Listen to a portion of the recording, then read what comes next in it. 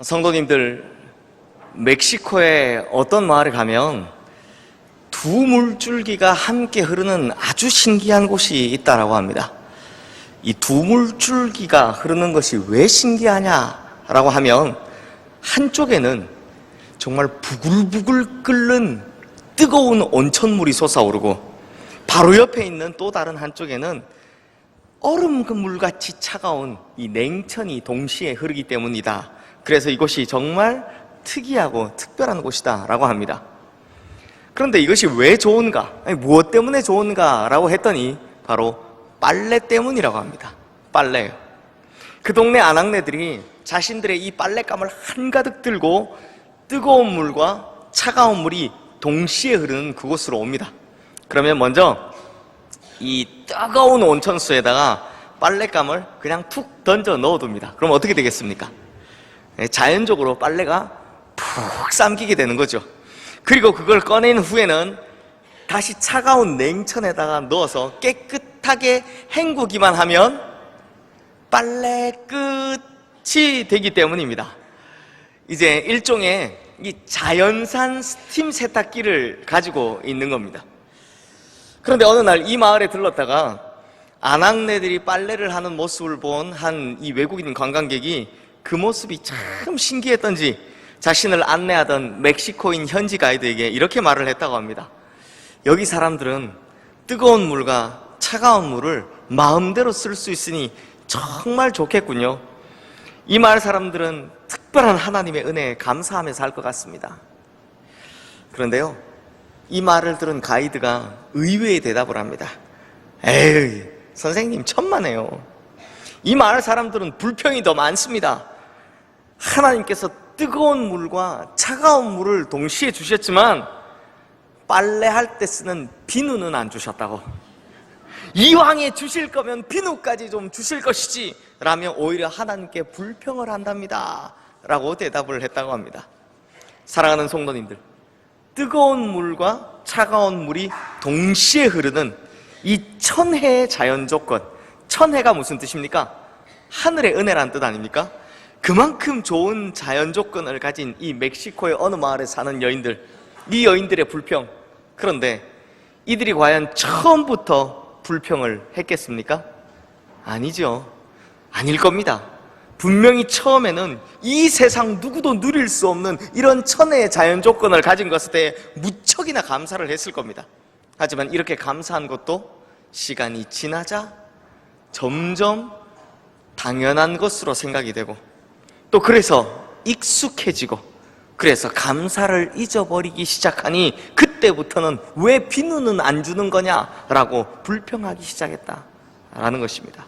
그러므로 성도님들, 감사의 반대말, 이 감사의 반대말은 불평이나 원망이라고 할 수 있겠지만 실제로 감사의 가장 큰 적은 바로 당연함, 그리고 익숙함이라는 것입니다. 당연하게 생각하는 것, 너무 익숙해져 버리는 것, 이것이 감사의 가장 큰 적이다 라는 것입니다. 그래서 성경은, 특히 오늘 본문은 하나님께서 우리에게 이 당연함과 익숙함에 젖어드는 것을 항상 주의하라 라고 말씀하고 계신 것을 볼 수 있습니다. 사랑하는 성도님들, 요즘 대한민국에도 이 축제라는 것이 정말 많습니다. 축제. 이 젊은이들은 무슨 페스티벌이라고 하면서 락 페스티벌, 재즈 페스티벌, 썸머 페스티벌, 그리고 불꽃 축제 등등 이 수많은 젊은이들의 축제를 즐기고 있고, 또 한국의 축제가 얼마나 많은지 이 지방자치단체별로 제가 좀 살펴보았더니 영주, 풍기, 금산, 음성, 파주, 이천, 홍천에서 열리는 인삼축제가 있고요, 횡성, 경주, 문경, 담양, 제주 등에서 열리는 한우축제, 거기다 그 외에도 억새축제, 사과축제, 무슨 물고기축제, 무슨 축제 등등, 하여튼 지역의 수많은 특색, 특산품, 관광지에 따라서 정말 수도 없이 많은 축제가 열리는 것을 볼 수 있습니다. 무슨 축제가 이리도 많은지요. 봄이면 봄이라서, 여름이면 여름이라서, 가을이면 가을이라서, 겨울이면 겨울이라서, 하여튼 건수만 있으면 축제가 열리는 것을 볼 수 있습니다. 그런데 성도님들, 이 모든 축제, 지금 우리 한국에서 열리는 것뿐만 아니라 전 세계에서 열리는 이 모든 축제의 특징이 무엇입니까? 이 세상 어디를 가든지 거기서 열려있는 모든 축제의 특징들은 전부 사람들이 즐기고 사람들이 누리는 그런 축제다라는 것입니다. 그런데요, 이 축제라는 단어를 한번 잘 살펴보십시오. 이 축제, 영어로는 페스티벌이라고 하는데 이 말은 라틴어로 페스티발리스라는 단어에서 유래한 말입니다. 그리고 이 뜻이 뭐냐? 페스티발리스의 뜻이 원래 제사라는 뜻입니다. 제사. 상당히 종교적인 의미를 가지고 있죠. 그래서 축제라는 말을 한자로 봐도 빌축자에 제사제자를 쓰는 것을 볼 수 있습니다. 한문으로 봐도 축제는 상당히 제의적인 의미를 가지고 있고 종교적인 의미를 가지고 있다는 것을 알 수 있습니다. 마찬가지로요, 성경에 나오는 모든 축제, 즉 우리가 흔히 절기라고 부르는 이 축제들도 상당히 종교적이고 상당히 제의적이다라는 것을 볼 수 있습니다. 왜냐하면 성경이 말하는 이 많은 절기들의 중심은 사람이 아니라 하나님이시기 때문입니다. 사람이 중심이 아니라 하나님이 중심이 되는 절기, 축제이기 때문입니다. 그러므로 이 축제나 절기는 우리를 위한 축제, 우리를 위한 절기가 아니라 하나님을 위한 축제, 하나님을 위한 절기다라는 것입니다. 오늘 본문이 기록된 이 신명기 16장 말씀은요, 이스라엘의 3대 절기라고 하는 유월절, 칠칠절, 그리고 초막절에 관한 내용이 전부 다 함축적으로 나오는 이곳입니다. 성도님들, 유월절이 어떤 장입니까? 우리 유월절이 어떤 것인지 오늘 본문 위에 있는 이 신명기 16장 1절 말씀 우리 함께 읽겠습니다. 아비벌을 지켜 내 하나님 여호와께 유월절을 행하라. 이는 아비벌에 내 하나님 여호와께서 밤에 너를 애굽에서 인도하여 내셨습니다. 유월절은 우리 성도님들께서 이미 다 잘 알고 계시다시피 이스라엘 백성들이 430년 동안의 괴로웠던 노예 생활을 마치고 출애굽을 하는 날, 그날 밤, 그날의 감격과 감사를 반드시 기억하라라고 하는 절기입니다. 그러므로 유월절은 이스라엘 백성들을 그 긴 고통의 시간에서 해방시켜 주신 하나님의 구원의 은총, 그 하나님의 구원의 은혜에 대한 감사의 마음을 절대로 잊지 말라라고 하는 절기다라는 것이죠. 그리고 칠칠절, 이 칠칠절은 무엇입니까? 오늘 본문 위에 있는 이제 9절과 10절 말씀, 화면에 뜨는 9절과 10절 말씀 우리 함께 읽겠습니다. 7주를 셀지니 곡식의 낫을 대는 첫날부터 7주를 세어 내 하나님 여호와 앞에 칠칠절을 지키되 내 하나님 여호와께서 내게 복을 주신 대로 내 힘을 헤아려 자원하는 예물을 드리고, 유월절이 끝난 다음 날 이제 초실절이라고 하는데 곡식에 낫을 댄다고 하죠. 이 날로부터 7주 후, 그러니까 7 곱하기 7이니까 49일이 지난 후에 지키는 절기가 바로 칠칠절이다 라는 것입니다. 성도님들, 이 430년 동안 노예 생활, 또 40년간의 광야 생활을 한 이 이스라엘 백성들은요, 지금까지 단 한 번도 농사라는 것을 지어본 적이 없습니다. 하지만 이제 가나안 땅에 들어와서 농사라는 것을 짓게 되는데, 바로 그때, 그러니까 길고 길었던 그 노예 시간을 마치고 또 힘겨운 광야 생활을 거치고 그리고 힘겨운 또 전쟁을 치른 이후에, 이걸 다 마친 후에 이제 씨를 뿌리고 농사를 지어서 첫 번째 수확을 얻는 순간, 처음으로 얻는 소출을 가지는 순간, 이걸 자기 손에 쥐게 된 바로 그때 지나온 날들을 생각해 보면 이것이 얼마나 감사한 순간이겠습니까? 이전엔 자유가 없어서 수많은 노동을 해도 자기 손에 쥘 수 있는 것이 하나도 없었던 그런 노예로서가 아니라 자신들이 노력한 만큼 마음껏 먹고 마실 수 있는 그 자신의 수확물을 얻는 그때에 하나님을 향한 감사의 마음이 얼마나 컸겠습니까?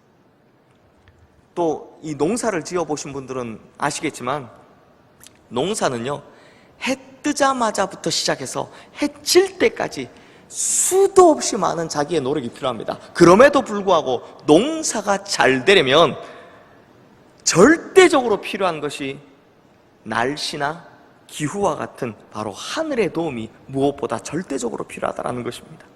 즉 하나님의 도우심이 없인, 하나님의 도우심이 절대적으로 필요한 것이 바로 이 농사라는 것입니다. 그러니 무사히 이 수확물을 얻은 것에 대한 얼마나 큰 감사의 마음이 들겠습니까?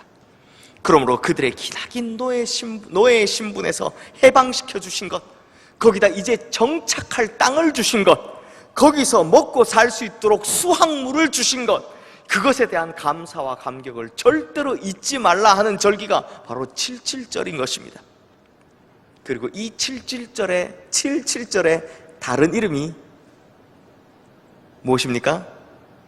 맥추절입니다. 바로 오늘 우리가 감사의 예배를 드리는 맥추 감사절의 기원인 것이죠. 그리고 이제 마지막으로 초막절입니다. 오늘 본문 위에 있는 13절 말씀 우리 함께 읽겠습니다. 너희 타작마당과 포도주 틀의 소출을 거두어 들인 후에 이래 동안 초막절을 지킬 것이요. 이 초막절은요, 이스라엘 백성들이 출애굽을 하고 난 이후 40년 동안 광야에서 초막을 치며 살아간 것, 우리식으로 표현하면 텐트 치고 40년 동안 산 것에 대한 회상과 감사의 절기입니다. 뭘 감사하느냐? 40년 동안 만나와 메추라기로 그들을 먹이신 것, 그리고 구름 기둥과 불 기둥으로 인도해 주신 것, 그리고 그들의 발이 부르트지 않게 하시고 옷자락이 해지 않게 하신 것, 그 하나님의 은혜를 감사하며 기억하다 하라는 것입니다. 그래서 이스라엘 백성들이 가나안 땅에 들어가 정착한 이후에도 이 하나님의 은혜를 잊지 말라고 포도를 거둬들이고 또 올리브를 수확한 그날에 하나님께 감사하는 이 초막절을 지키게 한 것입니다. 그런데 성도님들, 이스라엘의 3대 절기다라고 불리는 유월절과 77절과 초막절, 이 세 절기가 사람을 위한 절기라고 했습니까? 하나님을 위한 절기라고 했습니까? 하나님을 위한 절기, 하나님을 위한 절기이고 하나님을 위한 축제입니다. 우리를 위한 날이 아니고 우리가 즐기려고 하는 날도 아닙니다. 오직 하나님을 위한 날이다라는 것입니다. 그러다 보니 이 이스라엘의 3대 절기라고 불리는 이 축제들의 가장 기본적인 정신이 있는데, 그게 뭐냐? 모두 다 하나님께 감사하라 라는 것입니다. 그래서 이 세 가지 절기에 반드시 지켜야 할 것이 있습니다. 하나님을 향한 감사를 표현할 때 있는 힘껏 표현해야 한다는 것입니다. 바로 오늘 본문 16절에서 17절 말씀 우리 함께 읽겠습니다. 너희 가운데 모든 남자는 1년에 3번 곧 무교절과 77절과 초막절에 내 하나님 여호와께서 택하신 곳에서 여호와를 배웁되 빈손으로 여호와를 배웁지 말고 각 사람이 내 하나님 여호와께서 주신 복을 따라 그 힘대로 드릴지니라. 그러므로 어떻게 감사를 표현하라고 합니까? 하나님께 감사를 표현할 때는 말로만 감사하다라고 표현하지 말고 그냥 생각으로만 감사하네 라고 생각하지 말고 진심을 다해 있는 힘껏 그 감사를 표현해야 된다라고 말씀하시는 것입니다. 성도님들, 우리는 대부분 이 맥추감사주일이나 추수감사주일 같은 이 감사의 절기가 오면 인생에 주신 많은 것들을 헤아려보라, 감사의 제목들을 헤아려보라 라는 설교를 듣게 됩니다. 그리고 사실 하나님께서 내게 주신 은혜에 대한, 축복에 대한 감사를 묵상하는 시간은 우리의 신앙에 굉장히 유익한 시간이 되는 것은 틀림없습니다. 그런데 성도님들, 이런 설교는요, 정말 많이 들으셨고 또 앞으로도 많이 들으실 테니 오늘 제가 드리고 싶은 말씀은 우리가 그만큼 감사한 것들을 하나님께 잘 표현하고 있는지 한번 돌아보자라는 것입니다. 당연함, 익숙함, 이런 것들에 젖어 사는 것이 얼마나 무서운 것인지, 그래서 우리는 진짜 감사를 제대로 표현하고 있는지 우리 다시 한 번쯤 확인해 보자라는 것입니다. 성도님들, 제가 참 쓸데없는 것을 한 건지는 모르겠지만 이런 것들을 한번 계산해 봤는데요, 사람이요 하루 동안 소비하는 산소의 양, 그러니까 아무 운동이나 격한 행동을 하지 않은 채 그냥 숨만 쉴 때, 가만히 숨만 쉴 때 소비하는 산소의 양이 얼마쯤 됐는지 아십니까? 한 사람당 숨만 쉬고 가만히 있으면 쓰는 산소의 양이 하루에 550리터 정도 된다고 합니다. 아무것도 안 하고 숨만 쉴 때 550리터. 그런데 성도님들, 우리가 흔히 이 병원이나 구급차에서 볼 수 있는 의료용 산소통, 이 산소통 하나 가격이 얼마인지 아십니까? 제가 인터넷에서 보니 제일 큰 거, 제일 크다는 말은 제일 싸다는 말이겠죠? 제일 싼 거, 제일 큰 거 40리터짜리 하나가 대략 35만 원에서 40만 원 하더라고요. 이것도 12% 할인받아서 35%에서 35만 원에서 40만 원이었습니다. 이게 무슨 말입니까? 우리가 아무것도 안 하고 가만히 숨만 쉬어도 대략 하루에 500만 원 정도의 산소를 매일매일 공짜로, 그것도 거저 공급받고 있다라는 것입니다. 이게 산소통 중에 제일 비싼 5리터짜리로 하면요 2200만 원입니다. 하루에 2200만 원을 그냥 가만히 숨 쉬면서 소비하고 있다는 겁니다. 얼마를 주고? 단 1원도 안 주고 공짜로 쓰고 있다는 겁니다. 또 쓸데없는 짓을 한번 해봤습니다. 이 가구당 월 평균 전기 사용료가 얼마쯤 될까? 라고 알아봤더니 전국적으로는 자세히 나오는 것이 없어서 서울시에서 나온 통계 자료를 보니 작년, 그러니까 2018년 서울시 가구당 월 평균 전기 사용료가 한 가구당 월에 쓰는 게요, 이 막 구마다 좀 다르긴 한데 28,096원이었습니다. 그런데 성도님들, 만약에 한국전력공사에서 우리 성도님들 가정마다 전기 사용료를 전면적으로 면제해 주겠다고, 다 공짜로 전기를 사용하게 해주겠다고 하면 이게 얼마나 고마운 일이겠습니까? 좋지 않겠습니까? 네, 좋다고 고개 끄덕이시는 분은 한 3분 계십니다. 저만 좋습니까? 저라면 지금 막 에어컨 빵빵히 틀고 막 전기 사용료 공짜로 준다 그러면 얼마나 좋겠습니까? 막 난방기 겨울에는 막 틀겠죠. 그런데 성도님들, 우리는 이미 돈 한 푼도 안 내고 1원도 안 내고 평생토록 밝은 빛과 따뜻한 열을 제공받고 있습니다. 무엇을 통해? 저 태양의 햇빛을 통해 공짜로 단 1원도 안 내고 제공을 받고 있더라는 것입니다. 제가 이 말씀을 드렸더니 2부 마치고 와서 어떤 분이 저한테, 아니 목사님, 땅은 어떻습니까? 땅, 우리가 밟고 다니는 땅값이 얼만데 이 땅 다 걷고 다니는 건 공짜로 걷고 다닌다고, 그 이야기도 하시더라고요. 성도님들, 이 모든 것 다 누가 주신 겁니까? 누가 주신 겁니까? 다 하나님께서 우리에게 거저 주신 것인데 이것들이 너무 익숙하고 또 당연하다라고 생각하다 보니 우리는 마치 처음부터 내 것인 양 감사할 줄 모르고 살아가고 있더라는 것입니다. 그러다 보니 언젠가부터 당연한 것들, 익숙한 것들에 대한 하나님께 감사하는 마음, 이거 다 없어져 버렸다는 것입니다. 우리에게요, 얼마나 감사한 것이 많습니까? 우리의 삶의 영역으로 보면 내게 건강을 주신 은혜, 또 내게 일자리를 주신 은혜, 또 내게 소중한 남편과 아내 그리고 자녀와 손주들을 주신 은혜, 정말 당연하다라고 생각했던 이 수많은 것들이 생각해보면 다 너무나 감사한 것들입니다. 그리고 신앙의 영역으로 오면 무엇보다도 이 죄 많은 나에게 구원의 은혜를 베풀어 주시기 위해 자신의 아들에게 인간의 몸을 입히시고 내가 당했어야 할 그 모든 죄의 저주를 대신해 자기 아들을 십자가에 못 박아 죽이시면서까지 이 나를, 이 죄인인 나를 하나님의 백성, 하나님 나라의 백성 되게 하신 그 놀라운 은혜, 이게 너무나도 감사하다는 것입니다. 그러니 생각해보면 참 수도 없이 감사할 것들이 많은데, 너무 많은데 이 모든 것들이 언젠가부터 너무나 익숙해져 버렸고 또 너무나 당연한 것처럼 생각하다 보니 우리가 감사하는 법을 잊어버렸다라는 것입니다. 그래서 감사하라고 하면, 아 그래, 오늘 또 감사, 목사님 감사 설교하시는구나, 그래서 감사해야지 라고 말이나 생각으로는 그렇게 하지만 힘써 전심으로 감사할 줄은 모르는 그런 성도가 다 되어버렸다는 것입니다.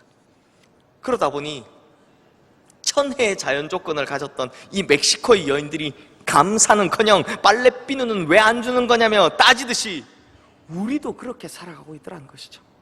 그러다 보니 하나님께 구하는 것은 왜 안 주냐고 달라붙어 구하는 것들은 점점 늘어나고 있지만 힘써 감사하는 것에 있어서는 점점 이 감사를 등한시해버리게 되었다라는 것입니다. 사랑하는 성도님들, 오늘 본문에 나오는 6월절, 77절, 초막절, 이 세 절기의 날짜를 한번 보십시오. 출애굽기 12장 2절과 6절 말씀에 보면 6월절의 날짜가 언제냐라고 하면 1월 14일입니다. 즉 이스라엘 백성들에게 1년 중에 첫 번째로 맞이하게 되는 절기, 첫 번째 절기가 바로 이 6월절이다라는 것입니다. 그리고 레위기 23장 34절 말씀을 보면 초막절의 날짜는 7월 15일입니다. 7월 15일. 이건 무슨 말이냐? 그러니까 세 가지 절기 중에 가장 마지막에 지키는 절기, 즉 이스라엘 백성들이 1년 중 가장 늦은 때에 지키는 절기가 바로 이 초막절이다라는 것입니다. 그리고 그 중간에 있는 것이 바로 77절, 맥추절이라는 것이죠. 그래서 우리도 이 1년의 딱 중간 시점인 7월 첫째 주에 이 맥추 감사주의를 지키고 있는 것입니다. 그렇다면 성도님들, 이 날짜들, 이 배치들이 과연 무엇을 의미하는 것일까요? 6월절을 시작으로 중간에는 77절, 그리고 마지막에는 초막절, 이 배치가 과연 무슨 의미를 가지고 있는 걸까요? 답은 간단합니다. 처음부터 끝까지 라는 것입니다. 처음부터 끝까지 잊지 말고 항상 감사하라는 것입니다. 처음부터 끝까지 모든 것에 다 감사하라는 것입니다. 당연함, 익숙함 이런 것들에 젖어들지 말고 처음이나 중간이나 끝이나 항상 이 감사의 마음을 지속하라라는 것입니다. 그래서 우리 성도님들께서도 잘 아시는 데살로니가전서 5장 16절에서 17절 말씀을 보면, 18절 말씀을 보면 뭐라 합니까? 항상 기뻐하라, 쉬지 말고 기도하라. 그 다음 뭐라고요? 범사에 감사하라. 그리고 이 뒤가 더 중요합니다. 뭡니까? 이것이 그리스도 예수 안에서 너희를 향하신 하나님의 뜻이니라. 항상 늘 꾸준히 끊임없이 범사에 감사하는 것이 우리를 향하신 하나님의 뜻이다 라고 말씀하시는 것입니다. 그래서 6월절을 설명하고 있는 오늘 본문 위에 3절 말씀 보면요, 하나님께서 이렇게 명령하시는 것을 볼 수 있습니다. 우리 함께 본문 위에 있는 3절 말씀 우리 함께 읽겠습니다. 유교병을 그것과 함께 먹지 말고 이래 동안은 무교병 곧 고난의 떡을 그것과 함께 먹으라. 이는 내가 애굽 땅에서 급히 나왔음이니 이같이 행하여 내 평생에 항상 내가 애굽 땅에서 나온 날을 기억할 것이니라. 뭐라고 명령하십니까? 하나님께서 내 평생에 항상 이 감사한 것을 기억하며 살아가라 라고 명령하시는 것입니다. 그러므로 우리 시흥의 성도님들은 당연함, 익숙함 이것에 젖어서 하나님께서 우리의 인생에 베풀어 주신 이 놀라운 은혜와 축복을 그냥 다 흘려보내는, 마치 멕시코 마을에 그 어떤 마을에 있는 여인들처럼 무지한 성도님들이 되시는 것이 아니라 단 하나라도 놓치지 않고 평생토록 항상 매 순간 범사에, 그것도 처음부터 끝까지 모든 것에 감사하며 살아가시는 그런 성도님들 되시기를 주님의 이름으로 축원합니다. 사랑하는 성도님들, 이 시대가 달라지면서 변해야 할 것이 있고 변하지 말아야 할 것이 있는데, 이런 면에서 한국교회의 아름다운 전통이 사라지는 것이 참 안타까울 때가 있습니다.